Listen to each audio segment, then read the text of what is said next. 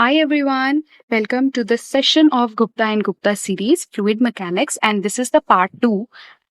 तो last session तक हमने क्वेश्चन नंबर 20 तक कंप्लीट कर लिया था. अगर वीडियो नहीं देखा है तो पहले go check it out part 1 और अब हम जो है स्टार्ट करने वाले हैं दिस पार्ट 2 जिसके अंदर हम स्टार्ट करेंगे क्वेश्चन नंबर 21 से. The center of buoyancy always. Option number A coincides with the center of gravity. Option number B coincides with the centroid of the volume of the fluid displaced. Option number C remains above the center of gravity and option number D remains below the center of gravity. It is very simple.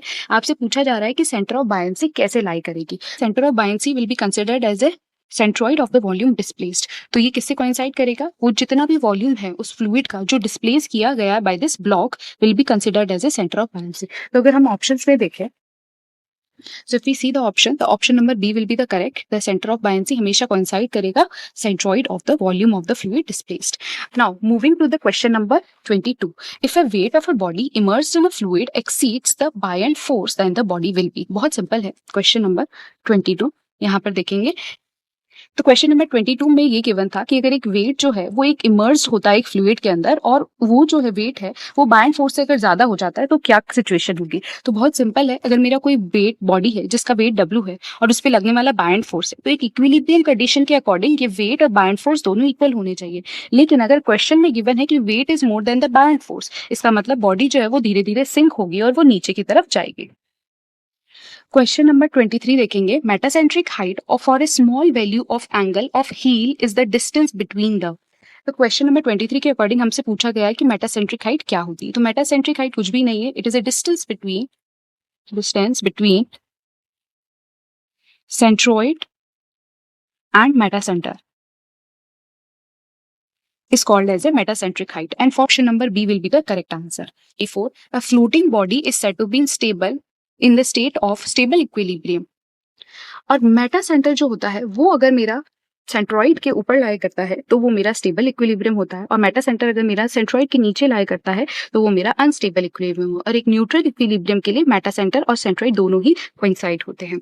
Number 25. The increase in the metacentric height increases the stability, decreases the stability, increases the comfort for the passenger, decrease in the comfort for the passenger. Basically आपसे पूछा जा रहा है कि अगर हम metacentric height को बढ़ाते हैं तो क्या होगा. तो मेटासेंट्रिक हाइट को बढ़ाने से उसका जो टाइम पीरियड है वो तो कम हो जाता है, यानी कि जो ऑसिलेट कर रहा है बॉडी उसका टाइम पीरियड कम हो जाएगा जिसकी वजह से अनकंफर्टेबल फील होगा फॉर द पैसेंजर. सो क्योंकि टाइम पीरियड जो है वो कम हो जाता है जिसकी वजह से स्टेबिलिटी बढ़ जाती है लेकिन डिस्कम्फर्ट होता है पैसेंजर को. तो option number first and fourth that decrease in the comfort for the passenger and increase in the stability. तो option number 1 and 4.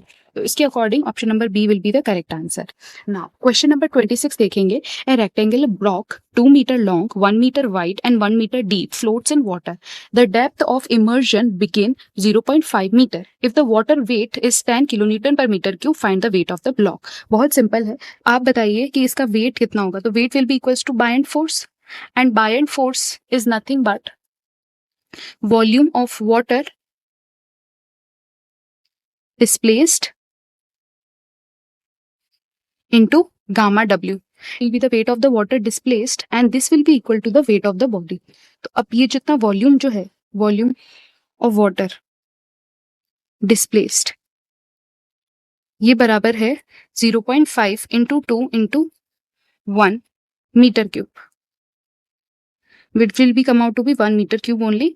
Weight of water displaced will be nothing but 10 kilonewton per meter cube into 1 meter cube. This will be equal to the weight of body. तो weight of body will be nothing but 10 kilonewton. 27 देखेंगे. एक point है जो आपको बताना है उस point का क्या नेम होगा जो कि बॉडी के इमर्स्ड बॉडी के अंदर है जहां पर मेरा रिजल्टेंट प्रेशर अप्लाई हो रहा है, यानी कि ऐसा पॉइंट जहां पर कंप्लीट नेट फोर्स अप्लाई होता है उस पॉइंट को हम कहते हैं सेंटर ऑफ प्रेशर.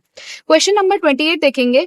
एक वेसल है जिसके अंदर पानी भरा हुआ है और वो नीचे की तरफ डाउनवर्ड मूवमेंट कर रहा है विद एक्सेलरेशन a जो कि g के बराबर है. तो बताइए उसके अंदर प्रेशर कैसा होगा. बहुत सिंपल क्वेश्चन है. जैसे कभी भी किसी कंटेनर में अगर वो मूव करता है डाउनवर्ड से तो उस पे लगने वाला उस पानी के अंदर जो लगने वाला प्रेशर है उसे कैलकुलेट किया जाता है रो जी एच, यानी पानी की हाइट h है और ए जो है वो उसका एक्सेलरेशन है कि कितने एक्सेलरेशन से वो मूव कर रहा है.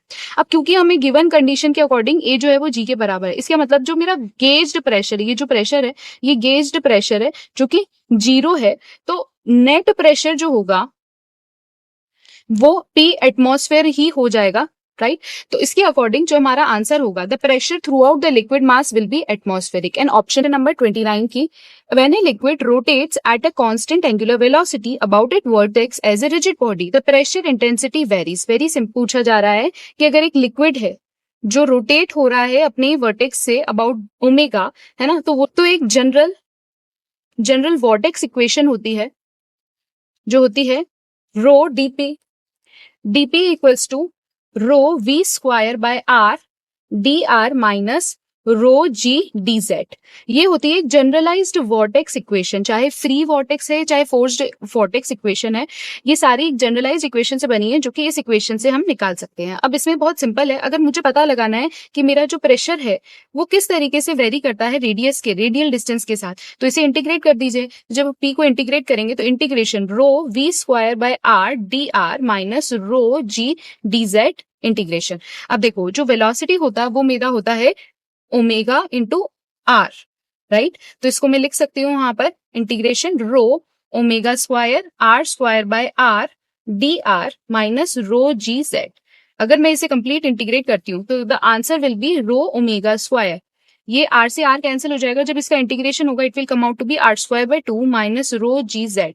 Now so the pressure is directly proportional to the square of the radial distance. इस वजह से जो हमारा ऑप्शन है it will come out to be option number B is varies as the square of the radial distance. In question number 30 देखेंगे, an open cubical tank of 2 meter side is filled with water if the tank is rotated with an acceleration such that half of the water is spilled out. The acceleration is equal to, तो basically ये formula आप लोगों ने देखा होगा, tan theta is a by g। Very very important. जब मेरा एक कंटेनर के अंदर लिक्विड है और वो, तो जो एंगल बनता है वो होता है a by g। अब क्योंकि इसमें कहा है हाफ ऑफ द वाटर है वो स्पिल आउट हो जाता है, यानी कि जो मेरा tan थीटा है वो, क्योंकि ये एंगल जो है मेरा 45 डिग्री बनेगा अगर half of the water spill होता है, तो इसीलिए ए जो है वो जी के बराबर होगा, और इसलिए हमारा ऑप्शन नंबर डी करेक्ट हो जाएगा।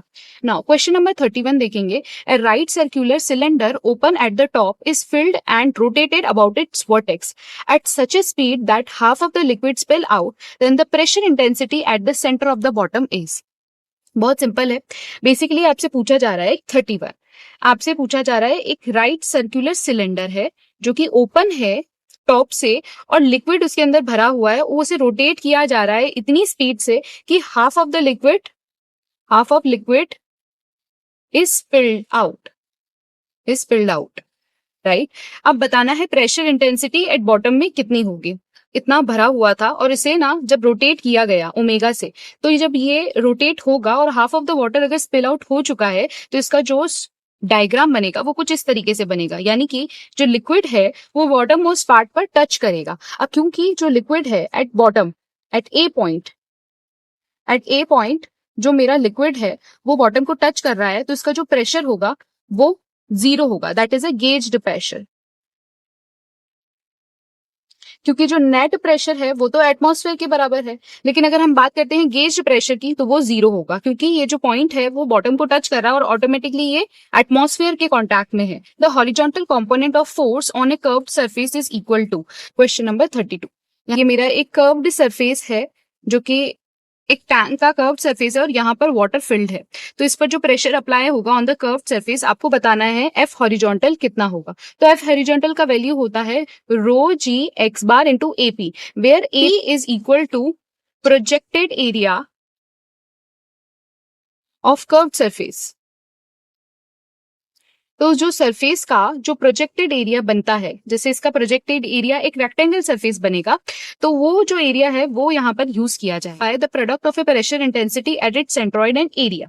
Projection of the curved surface, weight of a liquid vertically about the curved surface, the force on the horizontal projection of the curved surface, force on the vertical projection, ना force जो एक vertical projection पर लगाया जा रहा है on this curved surface. तो option number B correct हो जाएगा। Formula will be this rho g x bar into AP, where AP is the projected area of the curved surface. Question number 33 की a closed tank containing water is moving in a horizontal along a straight line in a constant speed. The tank also contain a steel ball and the bubble of air. If the tank is decelerated horizontally, then अब क्या होगा? देखिए बहुत simple है। एक close tank है जिसके अंदर पानी भरा हुआ है और जो हॉरिजॉन्टली मूव कर रहा है स्ट्रेट लाइन में एक कांस्टेंट स्पीड से। अगर उसके अंदर स्टील बॉल भी है और बबल भी है और आपसे पूछा जा रहा है कि अगर टैंक को डिसेलरेट कराया जाए हॉरिजॉन्टली तो बबल कैसे मूव करेगा और बॉल कैसे मूव करेगा? लिक्विड भरा हुआ है और ये मूव कर रहा है एक कांस्टेंट स्पीड पर। तो जब ये इस तरीके से मूव कर रहा है तो ये इस तरीके से इसका लिक्विड रहा होगा और यहाँ पर स्टील बॉल और लिक्विड वेट जो है वो बबल से कई गुना ज्यादा है। अब ऐसे केस में because of moment of inertia वो आगे की तरफ ही रह जाएगा और जैसे ही डेसिलरेट होता है वो बबल जो है वो तो पीछे की तरफ आएगा और जो मेरा स्टील बॉल है, this is my steel ball,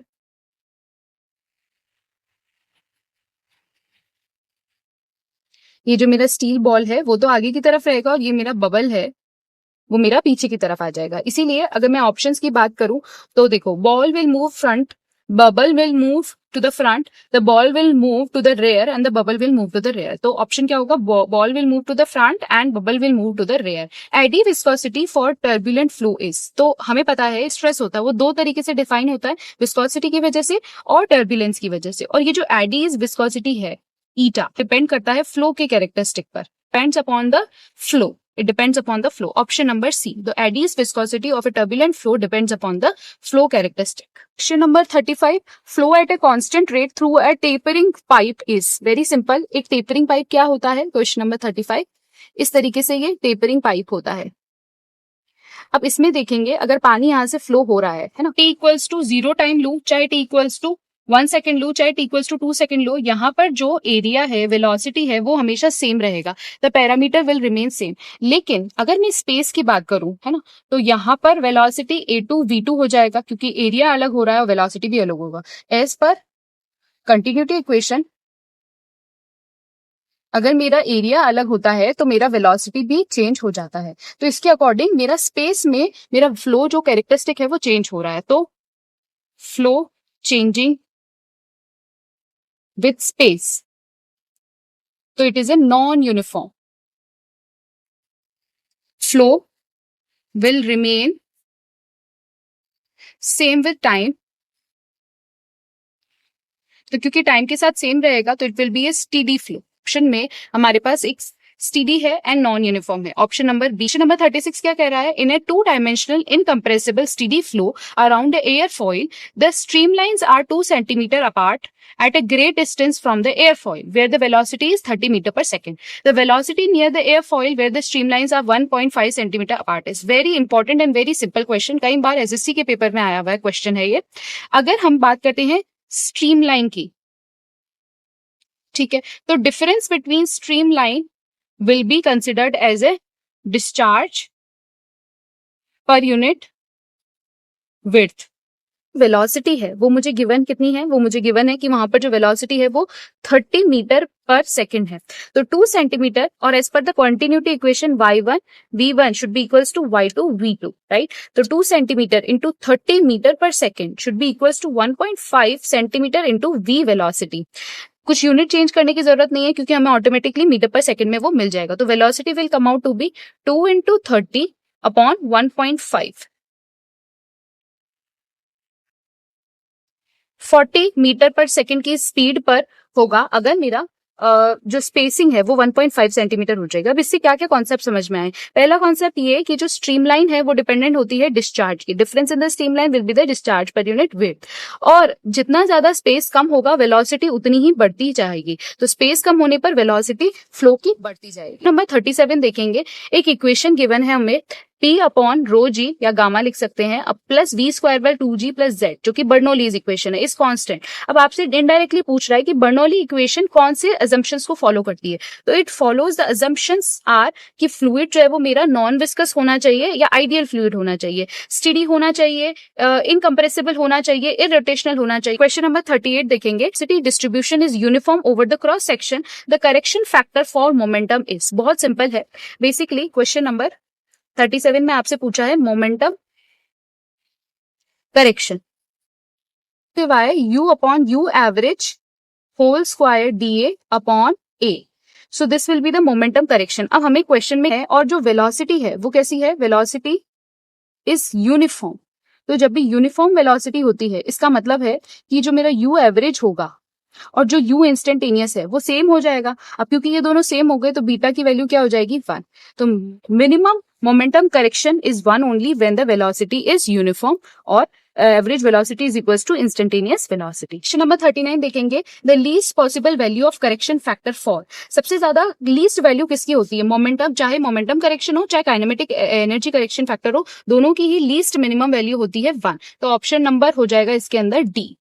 Now, question number 40 देखेंगे, if the velocity is 0 over half of the cross section area and is uniform over the remaining half, then the momentum correction factor is। ये जैसे मेरा एक cross section है जो कि y height का है, और अगर यहाँ से विड्थ में मान लू 1, तो ये 1 विड्थ का है, और इसके अंदर जो मेरा जो वेलोसिटी बाई 2, मेरा वेलोसिटी जो है वो u है और बाकी में u मेरा 0 है। तो ऐसे केस में अगर हम क्रॉस सेक्शन को देखते हैं, है ना, this will be v for y equals to 0 to y by 2 and u instantaneous will be 0 for y equals to y by 2 to y, right. और मेरा अगर मैं u एवरेज निकालू तो u average will be v by 2, right. तो अब बस इस इक्वेशन को सॉल्व कर लीजिए, 0 से y by 2 v upon v by 2 का होल स्क्वायर। नाउ dA क्या होगा, dA will be nothing but 1 into dy। अगर ये विड्थ लेती हूँ और एक छोटा सा क्रॉस सेक्शन लेती हूँ dy का, तो ये उसकी जो छोटी सी स्ट्रिप है वो dA हो जाएगी, और a जो है वो हो जाएगा मेरा 1 इंटू y। Very simple. तो ये dy अपॉन y, अगर y by 2 into 1 by y, and it will come out to be 2। So option number C is the correct answer. इस क्वेश्चन को काफी इंपॉर्टेंट है। अगर मुझे एक ऐसा क्रॉस सेक्शन गिवन है जिसके अंदर आधे में वेलोसिटी v है और आधे में वेलोसिटी 0 है, ऐसे में मुझे बीटा करेक्शन निकालना है। तो बीटा करेक्शन का वैल्यू होता है 0 से y u by u average whole square dA upon a। अब ऐसे में सबसे पहले देखो, अगर मैंने वेलोसिटी v ली है तो वो v कहां से कहां तक की है, 0 से y बाई 2 तक की है, और फिर जो मैंने वेलोसिटी ली है वो 0 है जो y बाई 2 से y है। तो मेरा जो ओनली इंटीग्रेशन होगा वो y से 0 से y बाई 2 होगा। अब 0 से y by 2 v upon v by 2 का होल स्क्वायर dy, और इसे सॉल्व करेंगे तो ऑप्शन आ जाएगा मेरा 2 is the beta momentum correction of this fluid.